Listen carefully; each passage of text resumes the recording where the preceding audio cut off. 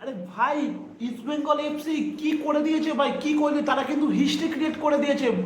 তারা কিন্তু আল আরাবিকে যা কিন্তু উড়িয়ে দিয়েছে মানে নক আউট করে দিয়ে তাদেরকে হারিয়ে ACL 2-তে কিন্তু কোয়ালিফাই করে গেছে ভাই। এশিয়া মঞ্চে বলছে, ডাকছে এশিয়া মঞ্চে মিস কাম। এশিয়া মঞ্চে কিন্তু কোয়ালিফাই করে গেছে।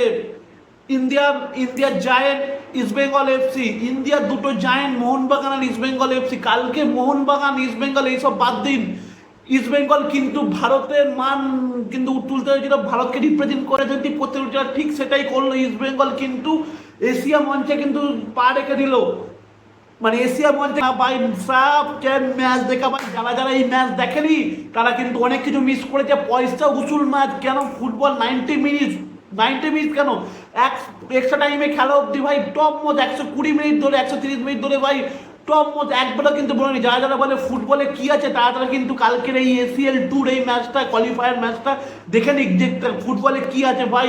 ওয়ার্ল্ড ক্লাস পারফরমেন্স, না হারা মেন্টালিটি, অ্যান্টনিও লোপেস হাবাস ভাই, top class Jose Moreno style, counter attack base football, counter attack base ফুটবলের উপর জোর দিয়ে কিন্তু তারা কিন্তু অ্যাটাক করে গেল, করে দিয়ে শুধুমাত্র খেললো না, তারা জিতলো মানে 4-1 জাস্ট ডিস্ট্রয় করে দিল আল আরবির মতো টিম। কুয়েতের জায়েন্ট ক্লাব আল আরবি ভাই, কে ভেবেছিল যে এই টিমকে তারা 4 গোল মেরে দেবে। আর ঠিক কিন্তু সেটাই সময় কিন্তু ইস্টবেঙ্গল ভয়ঙ্কর।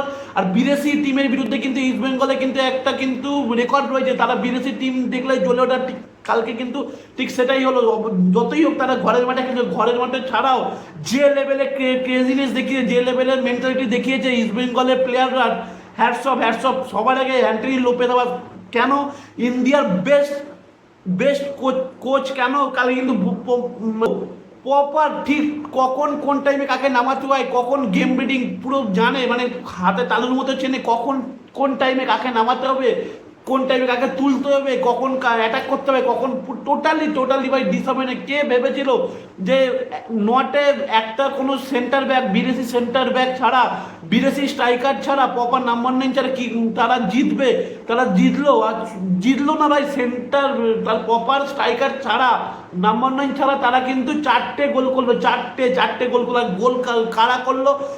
এর মধ্যে 3টে নয় ভাই। সব থেকে আরো বড় গর্বের বিষয় হচ্ছে আমাদের ইন্ডিয়ান প্লেয়াররা লড়াই করে গেল। আর তারা শুধু লড়াই করলো না, তারা কিন্তু গোল করলো, জিতলো ভাই। টপ মোস্ট ইন্ডিয়ার ফিউচার স্টার এই ডেভিড, এই প্লেয়ারটাকে কিন্তু নজরে রাখতে হবে। ইন্ডিয়ার ফিউচার স্টার, যদি ইন্ডিয়ার প্রপার নাম্বার 9 যে জায়গাটা, সেই জায়গাটা কিন্তু অবাক মিটতে চলেছে। সুনীল ছেত্রীর পর আমরা কিন্তু সেরকম প্লেয়ার পাইনি। ডেভিডের মতো প্লেয়ার কিন্তু আস্তে আস্তে উঠছে। তারা কিন্তু বলছে ভাই আই অ্যাম ব্যাক। যারা বলে ইন্ডিয়ান নাকি গোলের সামনে গিয়ে ভয় পায়, গোলের সামনে গিয়ে মিস পাস করে, ভয় পায়, আকাশে মেরে দেয়, উড়িয়ে দেয়, তারা কিন্তু দেখিয়ে দেয় ভাই ডেভিড কি লেভেলের প্লেয়ার, কি লেভেলের মেন্টালিটি ভাই। টপ মোস্ট প্রথম যে গোলটা করলো ভাই, পুরো ইজি ভাই।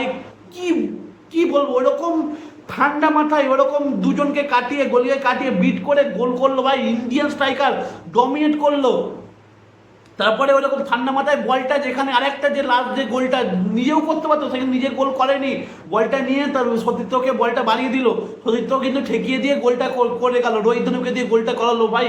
ডেভিড সত্যিকার টপ মোস্ট প্লেয়ার ডেভিড, ইন্ডিয়ার বেস্ট। এখন যদি বলিস প্রপার নাম্বার 9 যদি হয়, সেটা হচ্ছে ডেভিড। আর ডেভিডকে নিয়ে কিন্তু ফিউচারে কিন্তু আমরা প্রত্যেকটা ভারতীয় কিন্তু স্বপ্ন দেখছি। আর একটা নতুন স্টার কিন্তু আসছে জেসান্টিকের পর, কিন্তু আর একটা ডেভিড, এই প্লেয়ারটা কিন্তু নজরে রাখতে হবে। Top most player in east বেঙ্গলের বেস্ট ইয়ং প্লেয়ার যদি ডেভিড বলি, সেই ডেভিড এরকম কম্পোজ দিয়েছে ভাই। 2খানা গোল, একটা গোল একটা অ্যাসিস্ট। আর একটা কে করেছে? রোহিত দানু, একটা গোল একটা অ্যাসিস্ট ভাই। ইন্ডিয়ান প্লেয়াররা ডমিনেট করছে ডুরান্ড কাপ থেকে শুরু করে এশিয়া মঞ্চে, বিদেশি টিমের বিরুদ্ধে ইন্ডিয়ান প্লেয়াররা ডমিনেট করছে। শুধু ডমিনেট করছে না, লড়াই করে হারাচ্ছে। এটা কিন্তু টোটাল ভারতের কিন্তু গর্ব, টোটাল ভারতের কিন্তু মান উঁচু করেছে কালকে ইস্ট বেঙ্গল এশিয়া মঞ্চে। এরকম লেভেলের পারফরমেন্স, এরকম লেভেলের টিম ভাই করতে হবে ভাই, master class performance. Danny Ramirez যারা প্রপার যে অ্যাটাকিং মিডফিল্ডার, যে খেলা চালনা করবে, তাকে তুলে নিয়ে শেষের দিকে কাকে নামাচ্ছে ভাবুন, বিষ্ণু। কেন আবাস স্যার জানে যে এক্সট্রা টাইমে খেলা যাবে, খেলাটা কিন্তু ফিজিক্যালি হবে, স্পিড লাগবে, স্পিড ইনজেক্ট করতে হবে, আর ঠিক সেটাই হলো কাউন্টার অ্যাটাক বেস ফুটবল খেলতে হবে, আর ঠিক কিন্তু সেটাই করলো। এরকম তাদের দ্বৈত জায়েন্ট, তাদের সব লম্বা লম্বা প্লেয়ার, 6 ফুট মতো লম্বা প্লেয়ার, তাদের বিরুদ্ধে ওই জয় গুপ্তার হেডার, ওই রাশিদের ওই দূর থেকে যে একটা free kick, point free kick, top most point free kick, ওখান থেকে ওই জয় গুপ্তার হেডার কিন্তু সেরা সেরা হেডার। জয় গুপ্তা যে কিন্তু কিছু করে ভুল করেছিল বক্সের মধ্যে, ওদের প্লেয়ারকে ফাউল করে পেনাল্টি আন করে করিয়ে দেয় ওদেরকে দিয়ে, তখন ওরা 1 গোলে এগিয়ে যায়। তারপরে সেই জয় গুপ্তাই কিন্তু ভুলে প্রায় সেটা করলো, রাশিদের কিন্তু একটা ফ্রিকিক থেকে তাই গোল করে দিয়ে টিমকে সমতায় ফেরালো। তারপর ভাই রাশিদ, যদি ইস্ট বেঙ্গল লেজেন্ডের খাতায় রশিদের নাম কিন্তু রাখতে পারি, আরেকটা কিন্তু ইস্ট বেঙ্গলের লেজেন্ড কিন্তু এই রশিদ, টপ মোস্ট। ওইখান থেকে বল ওরকম ড্রপ বলি থেকে ওইখান থেকে সেকেন্ড বারে প্লেস করে ভাই, প্রত্যেকটা কিন্তু প্লেয়ারকে কিন্তু দেখে গেল কীভাবে ভলি মারতে হয়, কী করে শট করতে হয়, লিস্টন ক্রস এদেরকে দেখা উচিত। ভারত প্রত্যেকটা ভারতীয় যারা অ্যাটাকিং প্লেয়ার তাদেরকে দেখা উচিত কীভাবে ডেভিড ওই ভলিটা মারলো, ওরকম জায়গায় সেকেন্ড বারে ফিনিশ করলো, টপ মোস্ট। একটা ফিলিস্তাইনের উদ্বাস্তু সেরা কিন্তু ইস্ট বেঙ্গলকে বাঁচালো, আর ঠিক কিন্তু সেটা আইএসএল দিল।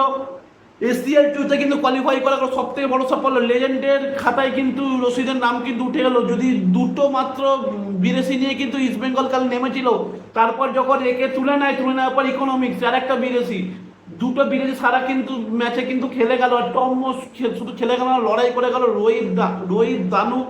রোহিত দানুর কথা বলছি, এখন সব থেকে speedy right winger Vishnu, Rohit Danu, David, top most.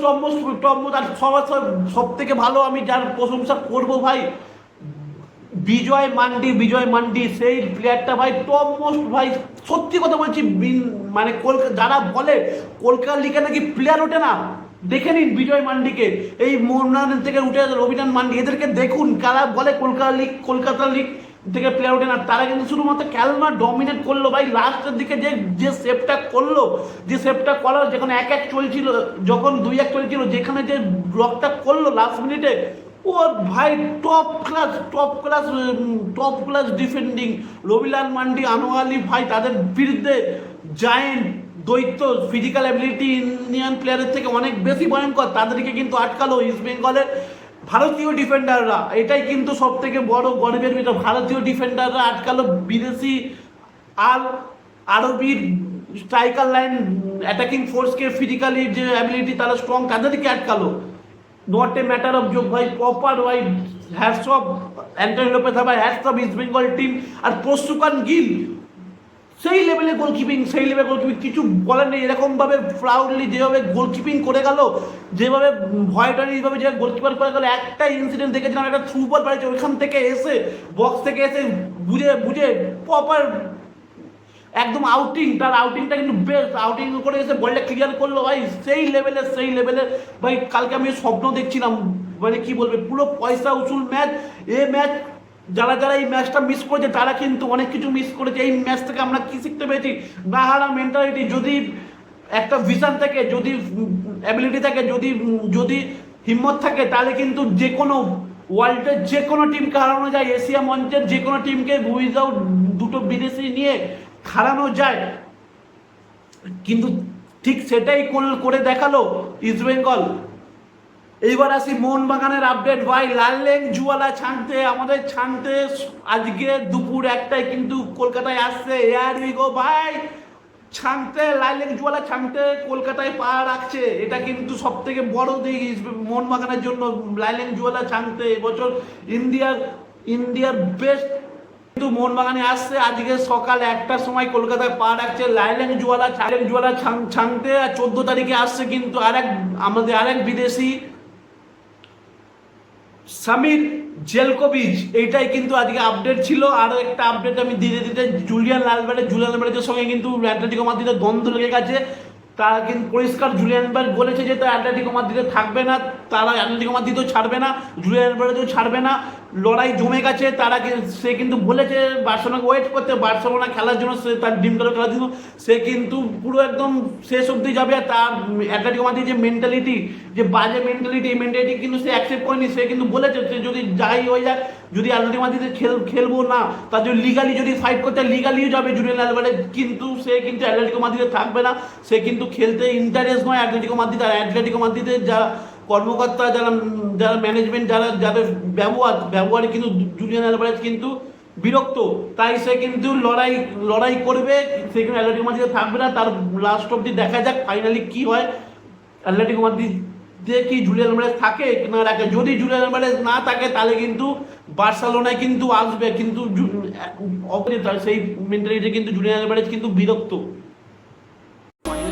এত দূর অব্দি যদি আমার ভিডিও দেখে নাও, আর ভিডিওটা লাইক করো, চ্যানেলটা সাবস্ক্রাইব করো, সঙ্গে বেল আইকনটা ক্লিক করে দাও নতুন ভিডিও পাওয়ার জন্য। বেঙ্গলি পোস্ট বলো, কবির সঙ্গে কিন্তু সবসময় থেকো, নতুন ভিডিও আসার জন্য।